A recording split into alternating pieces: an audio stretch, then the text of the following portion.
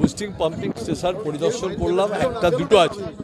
আজকে যেহেতু তড়িঘড়ি আমাদের একটা ব্যাংকে ম্যানেজারদের সাথে মিটিং আছে, যার জন্য এই দুটো স্টেশন বুস্টিং পাম্পিং স্টেশন এই 7, 8 আর 15 ওয়ার্ডে মানুষ জলের তলায় চলে যেত।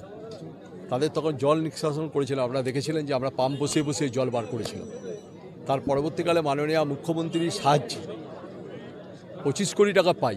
25 কোটি টাকা দিয়ে আমরা দুটি বুস্টিং পাম্পিং স্টেশন করি এবং জায়গাটা আমরা কিনি, জায়গাটা কিনে আমরা ওখানে করি। আজকে মানুষ খুব খুশি যে এবারে জল একটু জমেছিল, সেই জলটা বেরিয়ে গেছে। এটা হলো একটা দীর্ঘ পরিকল্পনা যে মানুষ উপকৃত হয়েছে। এখানে 15,000 মানুষ উপকৃত হয়েছে, 15,000 মানুষ উপকৃত হয়েছে। দেখতে এলাম, দারুণ, মানে অকল্পনীয়। কলকাতা মেট্রোপলিটন ডেভেলপমেন্ট অথরিটি এটা করেছে, কি কাজ করেছে। আমি নিচে নেমেছিলাম, যেখানে জল তোলে এইখান পর্যন্ত গিয়েছি, অদ্ভুত বানিয়েছে। মানে গ্রামে ধরুন একটা আধা গ্রাম আধা শহর জায়গাটা, একটুখানি গেলেই গ্রাম পেয়ে যাবো আমি। সেইখানে এরকম এত বড় প্রজেক্ট করা চারটেখানি ব্যাপার না। আর কিভাবে জল জমতো আপনারা জানেন তো। এই জলটা শুধু আমি দেখিনি, এটা মাননীয় মুখ্যমন্ত্রী থেকে আমাকে বলেছেন যে তুমি ওখানে পাম্পিং স্টেশন করো, এবং 25 কোটি টাকা তিনি অনুমোদন করে দিলেন মাননীয় মুখ্যমন্ত্রী। কাজটা আমরা করেছি। আমরা কেউ থাকে যে মাননীয় মুখ্যমন্ত্রীর সাহায্য নিয়ে এসে আমরা এই কাজটা করতে পেরেছি। তিনি অনেক করেছেন, 100 বেডের হসপিটাল তৈরি করে দিয়েছে আমাদের এখানে স্টার্ট করেছি। তারপরে এটা আস্তে আস্তে আরও 2-1টা বিল্ডিং তৈরি হবে, একটা ডিপার্টমেন্ট তৈরি করব ভাবছি, একটা ডিপার্টমেন্টের বিল্ডিং তৈরি হবে, স্বাস্থ্য দপ্তর করে দেবে। এটা পরিপূর্ণ একটা হসপিটাল তৈরি হবে। 7, 8, 15 তিনটে ওয়ার্ড। অশোকনগরে 23 নম্বর ওয়ার্ড হলো অশোকনগরে, তারাও বেরিয়ে যাবে জল। হ্যাঁ,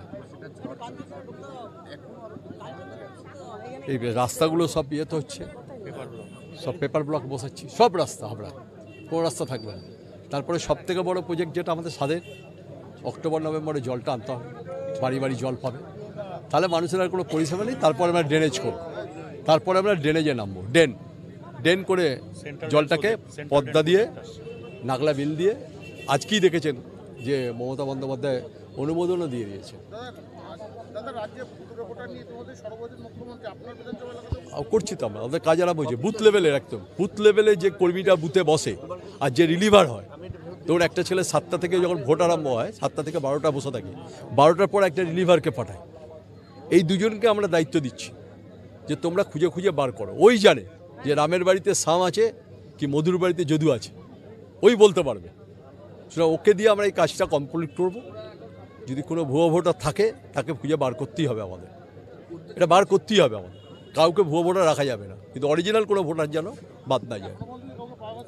অনেক আছে, হাবড়াতে আছে, হাবড়ার কুমড়া, মৎস্যন্তপুর 2, পৃথিবা, রাউতালা শহরেও বেশ কিছু জায়গায় আছে। তারা সব ম্যাক্সিমাম ইউপি, রাজস্থান, তারপরে গুজরাট, এইসব জায়গায় আছে। তাদের খুঁজে খুঁজে বার করে আমরা সেটা অ্যাপ্রোপ্রিয়েট অথরিটি যে যার কাছে দেবার তার কাছে আমরা দেবো, দলকেও দেবো। তা কনফার্ম হয়েছে, আমাদের করছে, কাজটা করছে, কাজটা সবে শুরু করেছে আমাদের লোকেরা। 2-3 দিন 4 দিন টাইম নেবে।